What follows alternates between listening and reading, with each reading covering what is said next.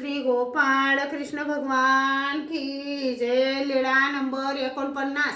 मध आयसाचे केळ बोर दान निराकरण। सर्वज्ञांच्या दर्शनाला कुणीतरी केळी बोरे आणली होती। त्यावेळी सर्वज्ञांच्या दर्शनाला कुणीतरी एक बाई आली होती। तिला सर्वज्ञांनी केळी बोरे दिलीत। मग ती ओटीत घालून निघाली।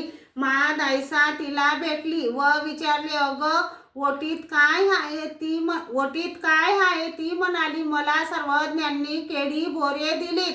मध आयसा म्हणाली, तू सुदैवी हो, तुला सर्वज्ञांनी केळी बोरे दिलीत। नंतर मध आयसा सर्वज्ञांजवळ आली, दंडते घातले, श्रीचरणा लागली।